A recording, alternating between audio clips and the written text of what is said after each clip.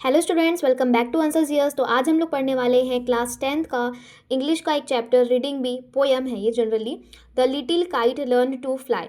एक little kite ने fly करना कैसे लर्न किया, इसके बारे में ये पूरा चैप्टर है। जनरली ये चैप्टर जो है वो मोटिवेशन से रिलेटेड है कि कैसे हम अपने फियर से जब ओवरकम करते हैं तभी हम लाइफ में कुछ हासिल कर पाते हैं। तो उसी के ऊपर ये पोएम है। तो चलिए स्टार्ट करते हैं इसका explanation. I never can do it, the little kite said as he looked at the other high over his head. यहाँ पर एक लिटिल काइट जो है वो हमेशा उड़ने से डरता था। तो वो कहता है कि मैं जब भी दूसरे काइट को उड़ते हुए देखता हूँ तो मुझे बहुत डर लगता है कि मैं कभी ऐसा नहीं कर पाऊँगा। आगे वो बोलता है, I know I should fall if I try to fly. Try said the big kite, only try, और I fear you never will learn at all, but the little kite said, I am afraid I will fall. तो यहाँ पर जो big kite है वो motivate करने लगता है उसको कि तुम ट्राई तो करो एटलीस्ट, क्योंकि बिग काइट को हमेशा से डर रहता है कि अगर लिटिल काइट ऐसे ही उड़ने से डरता रहा तो वो कभी भी उड़ना सीख नहीं पाएगा।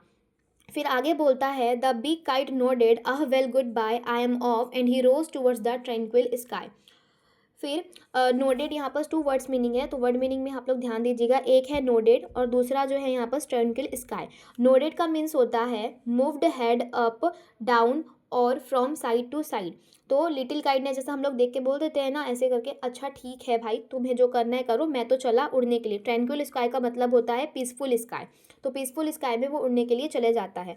फिर आगे बोला है, then the little kite paper steer at the sight and trembling he shook himself free for flight.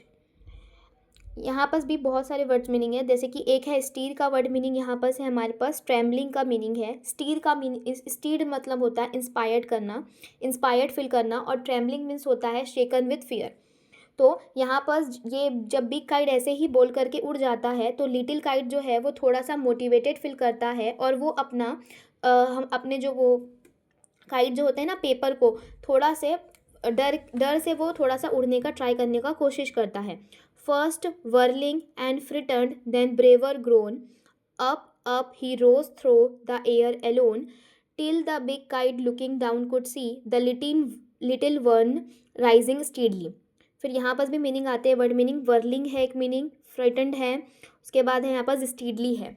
Whirling का मीन्स होता है move round round expressing trail.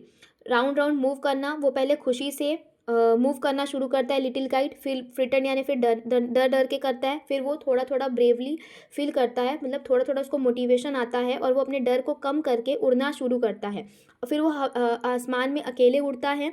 फिर जब बिग काइट ऊपर से उसको देखता है उड़ते हुए तो वो बिग काइट को रियलाइज़ होता है कि चलो ये मोटिवेट हो गया, और अब वो धीरे धीरे स्टेडली यानी लिटिल लिटिल ग्रेजुअली, यानी कि वो धीरे धीरे उड़ना सीख रहा है और वो सीख जाएगा।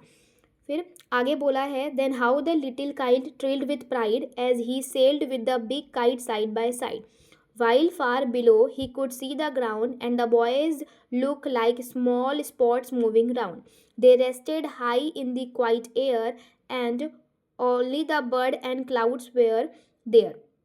फिर आगे हमको पोयम में बताया है कि यहाँ पर भी मीनिंग है, जैसे कि यहाँ पर दो तीन मीनिंग है, ट्रिल्ड एंड स्मॉल स्पॉट, ये कुछ, और सेल्ड, ये कुछ कुछ मीनिंग है। सेल्ड मीन्स होता है फ्लू मूव स्मूथली, धीरे धीरे चलना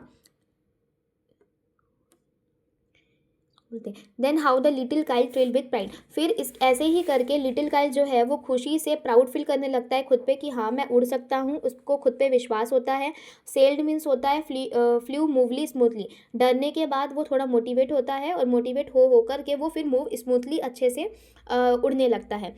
फिर जब वो ऊपर से उड़ता है तो उसको बहुत अच्छा फील होता है जब वो ऊपर से देखता है कि नीचे ग्राउंड में जो बच्चे खेल रहे होते हैं ना वो उसको एक स्मॉल स्पॉट की तरह दिखते हैं।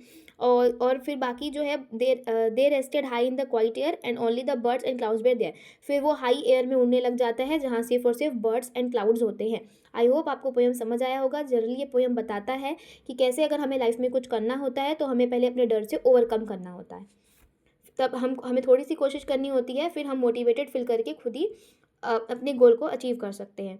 ये पोयम जो है आगे जो है 2 लाइन है, oh how happy I am the little kite cried and all because I brave and tried. Last में लिटिल काइट बोलती है मैं बहुत खुश हूँ क्योंकि मैंने ट्राई किया और मुझसे हो गया, इसलिए मैं बहुत ज़्यादा ही खुश हूँ, मैं बहुत ब्रेव फील कर रही हूँ। Thank you.